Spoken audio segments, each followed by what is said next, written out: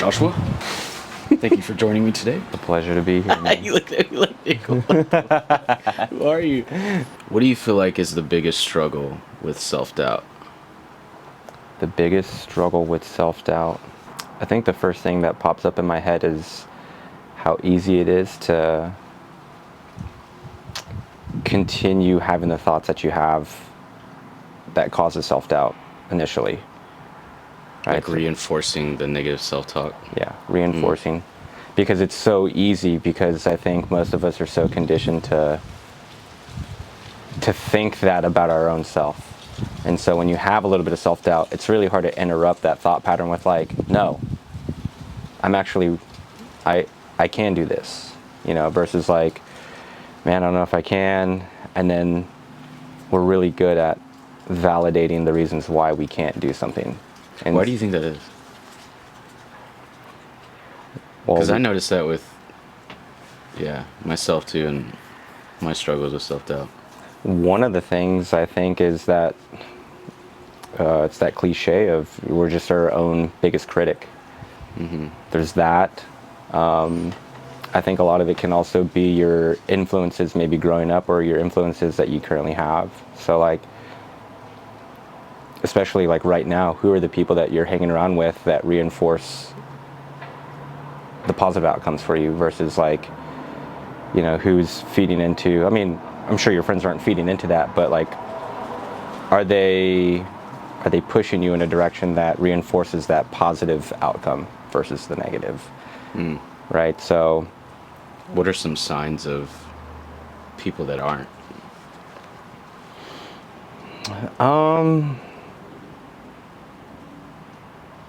Indifference, you know, if someone's not like super stoked for you, you know, like if someone you really care about and you're really excited to share an idea with them and they're just kind of indifferent about it, they're not like, dude, that sounds awesome and I think you'd be incredible at that. You know, have you thought about this also with that idea?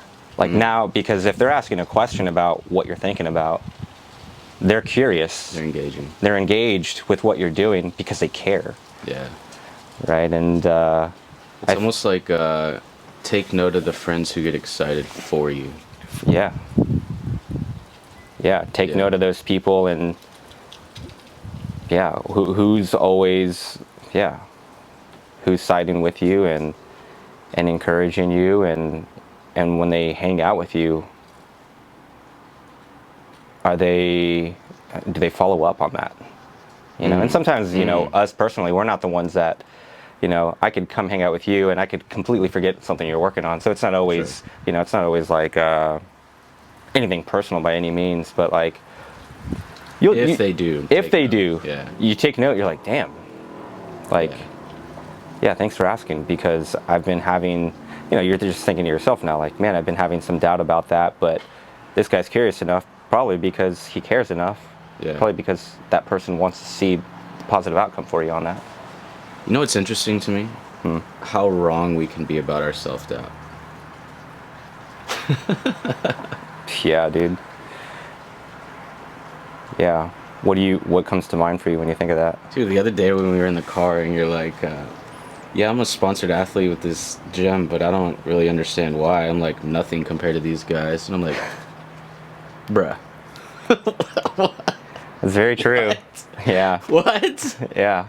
Level 3 coach. Yeah. You've been doing fitness seriously for almost a decade? No, I've been coaching. It'll come up on 5 years of coaching. But like when you dove into your own fitness? When I dove into my own fitness, it's been since 2015, 2016. So 8 years. Yeah. 7, 8 years. Yeah. And even then, you say you're nothing. I don't know shit, dude. That you don't know shit.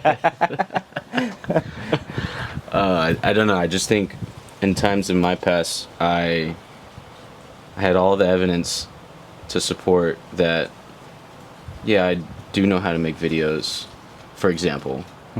But I would self-sabotage and be like, no, who am I? Yeah. Like that imposter syndrome. Who am I to do that? Where do you think your imposter syndrome stems from? Like, can you think back to like any sort of point in your life, maybe as a child, maybe as an adult, maybe something someone said that's like always stuck with you, just kind of somewhere in the background? Because I feel like imposter syndrome has to come from somewhere else. We're not born but being imposters, right? Like, we're born with a divine purpose, and we typically know what that purpose is really, really deep down inside if we've done that reflection.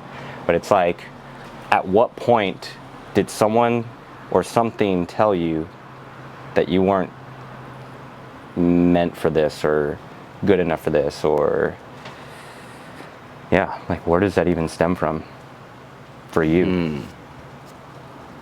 Because I know for me personally, it stems from someone told me something. And it was a really important person in my life that told me. What did they tell you? They told me I was a fucking loser. Damn. So, Bet you're grateful for that in a weird way, though. yeah, and I still have a chip on my shoulder. Somewhat. But I know it's not about that, really. But it's like, there's gonna be people that say stuff, but that imposter syndrome, again, it has to stem from somewhere. Yeah. Right? Maybe it's comparison to like other people in your field doing the same thing that you perceive as doing really well, and maybe they've started making X amount of money already, and you're still at this spot on your journey. But like, for me, it's, yeah, I know it's that's like the deep painful one for me. But then also, I'm surrounded by so many gifted athletes, and I'm surrounded by so many knowledgeable coaches in Denver that, like, that's where it really starts to creep in. It's like, can I really hang with these guys? It's like, sure I can, right? Like, at the end of the day, I know I can, but, you know, putting out content, right? Like, what are my peers gonna think? Well, it shouldn't matter what they're gonna think in the grand scheme of things, you know? Yeah. But like, where does that imposter syndrome for you come from? So, two things come up. I can't think of like a moment during my childhood when somebody told me something that imposed that first moment of imposter syndrome. But I think I was just so heavy in the comparison trap that I didn't really have any certain metric points. So I found like thought leaders, mentors, other creators that I followed a little too diligently, and I would compare myself to them, where if I wasn't at their level, then I was an imposter. I was just way below. But I think that's most of the pie. There is this one moment that I'll never forget when I was serving at Chili's, and I was serving this older couple, and I remember it was like a Wednesday evening, so the sun had just set. We're probably like an hour before close or something, so there's not a lot of tables. So there was room for us to have like a conversation about what I'm up to. So they're finishing up, they're getting dessert, and the woman, it's like an elderly couple, she asked me, so what are you studying in college?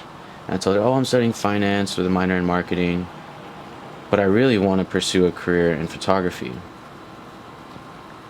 And I kid you not, there was no other expression than what she said next, which was, that's great and all, but make sure that you're realistic and bring food to the table.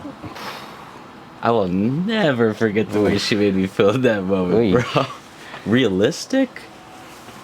Yeah, that's someone, if we're getting like deep into the philosophical game here, it's like, that's just someone who had a dream that told himself to be realistic and didn't go after it. Exactly. So like that's like the first reaction is to be like, fuck you, who do you think you are to tell me blah blah blah, right? Yeah. Then there's like, okay, let me imagine this person's life story, and what you just said is like the next level up, right? It's like, well, we have to be careful which comments we take to heart, because, you know, like another parallel here that I'm noticing is like, your parents had their own story, that led them to be who they are today. And you have to take all these different comments with a grain of salt through that awareness of just how. I think I heard a quote one time and said, people, it's something along the lines of, I'm gonna butcher this, but like, people aren't stupid. Like, you may think that person's stupid, but they don't think they're stupid. For sure. You see what I'm saying? Yeah. So like, they're gonna follow their philosophy, their life story, their belief system, their own conditioning. Yeah.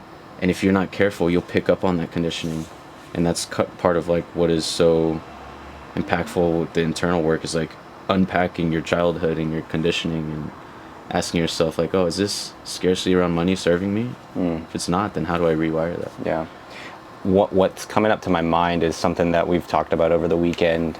A couple of themes that have popped up for me, and I think it plays a huge role into it, but don't tell everyone everything. Exactly. Right? So like, I mean, I don't know, you were what, 16, 17-year-old Ashton at the time? Like, you're not... At Chili's? At Chili's. I think I was 20. Oh.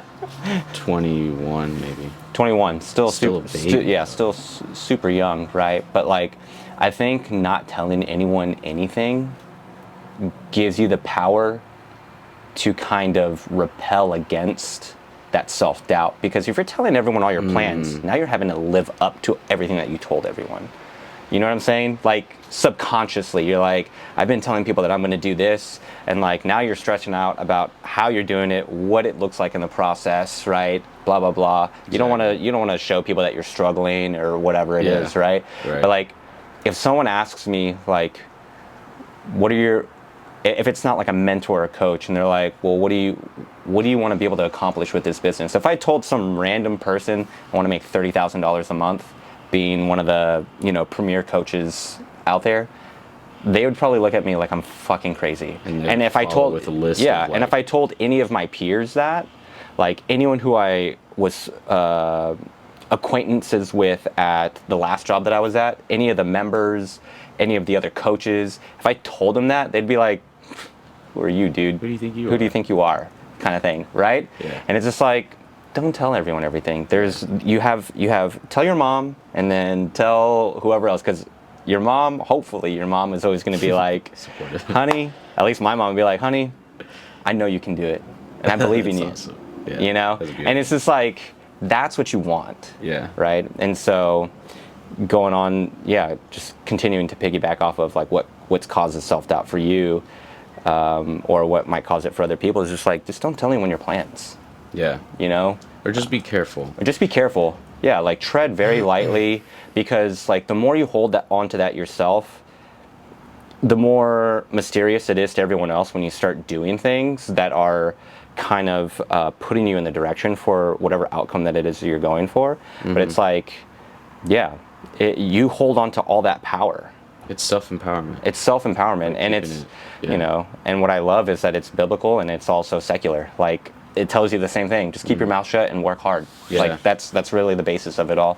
I feel like the caveat to that is, be careful who you tell it to, unless that person's on a similar path. Because then it can be like inspiring to talk about ideas.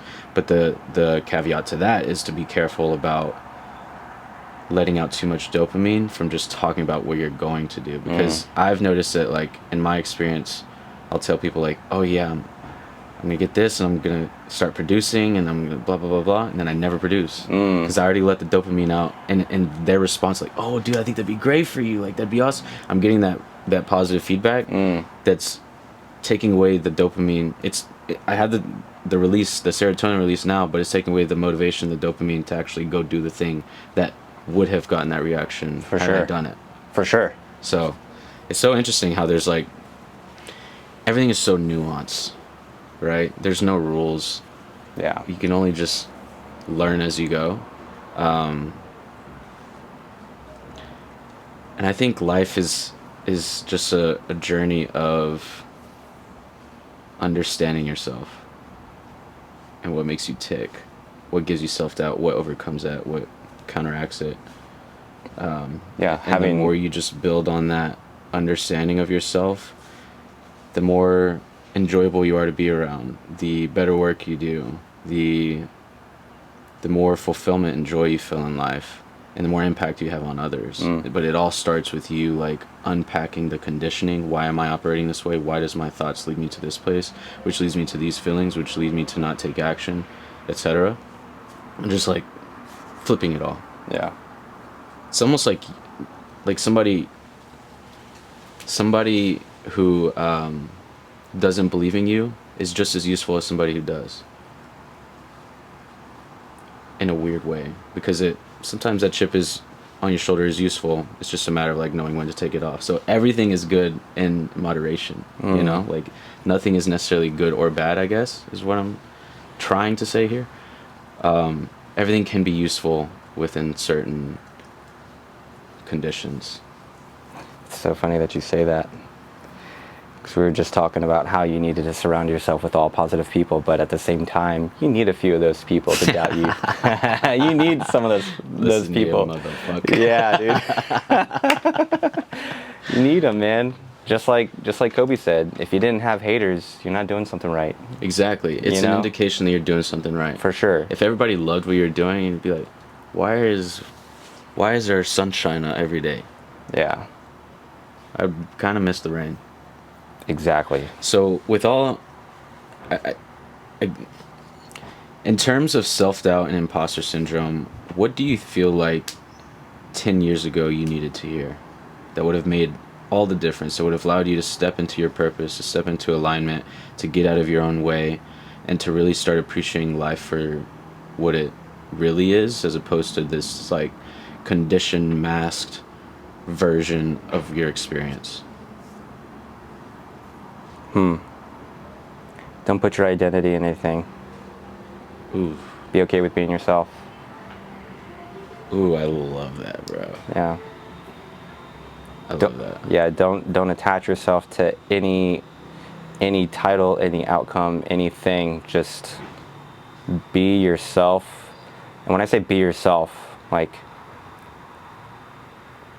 look within, learn to like who you are in the good times, learn to understand who you are during the hard times, learn to forgive yourself from your own mistakes, and continue just compounding off of those things with the life experiences that you go through. Because it's like who I am today is going to be different from 5 years, but who I'm building off of today is going to determine who I'm going to be in 5 years, right? So it's like, it's a constant thing, but I would just say, yeah, man, don't attach your identity to anything and continue to be you as you are ever evolving day by day, month by month, year by year. Because you're going to be someone different, and hopefully that version is someone better, but at least you don't have the stress of being a particular thing, other than this is just you, man. And this is just what's the word? I can't think of the word. It's obsolete. Whatever you do is obsolete compared to who you are. Totally separate. Totally separate. Yeah. Because as soon as you attach yourself to a certain thing, there's a certain expectation to how you perform at whatever that thing that is. Whether it's how much money do you make, whether it's how good are you at this sport. And you're just, again, like if you put your identity in that and it gets taken away from you, your whole world is crushed. Yeah. Right? Right. It's just like, yeah. So if I could have had someone tell me 10 years ago something that would have helped me on this journey is, don't attach myself to anything, because anything can happen, and just be you. Because there's that quote, it's like, the people who care, oh fuck, am I going to butcher this? The people who care don't matter, and the people that don't matter, I forgot the quote. Oh, I know. You know which one I'm talking about? Yeah. The people who don't care don't matter, and the people who care matter. Something like that. Something like that.